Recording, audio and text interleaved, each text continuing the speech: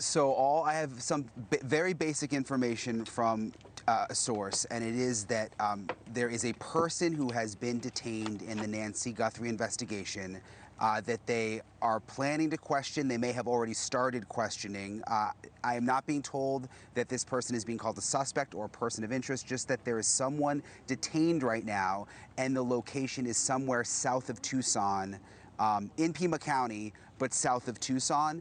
It may explain the activity that we saw earlier, Leland, when it comes to the SWAT trucks getting ready and leaving.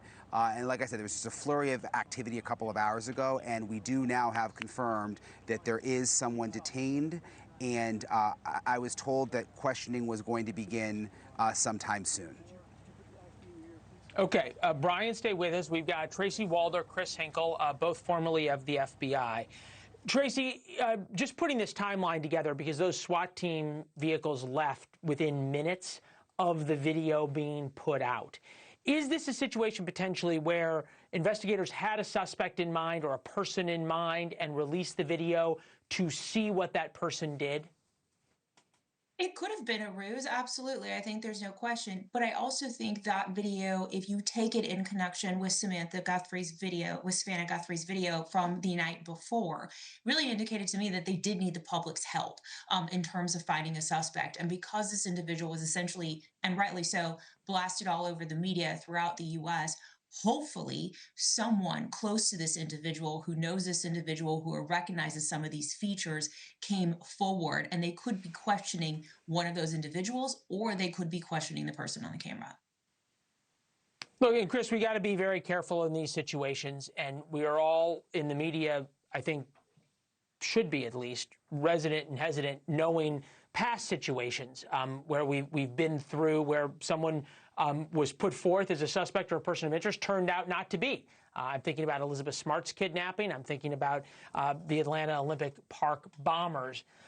What in these initial hours, what are going to be the questions to this person? As Brian said, they're being brought in for questioning.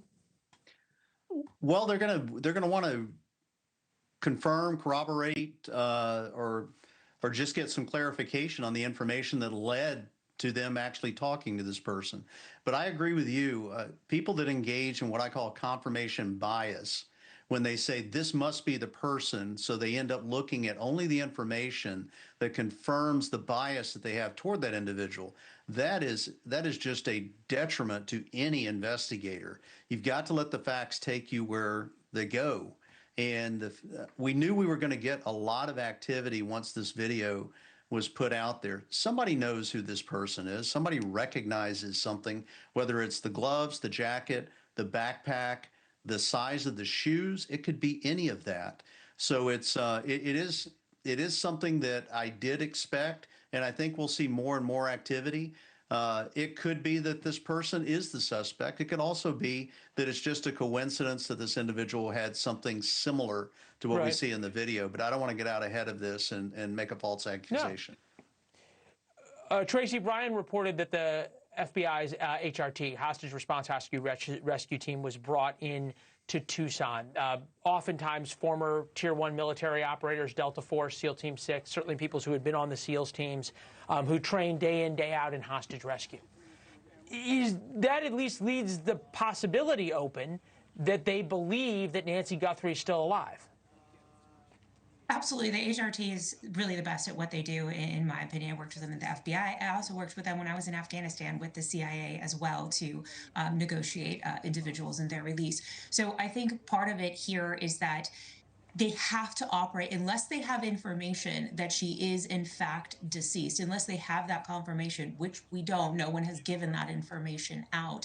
They have to operate under the auspices that they may be trying to recover a hostage in a situation like this. So bringing them in my opinion, was absolutely the right thing to do, because you don't know when that information is going to come in, and you don't know when they're going to need to be deployed. So I fully support bringing them in early on.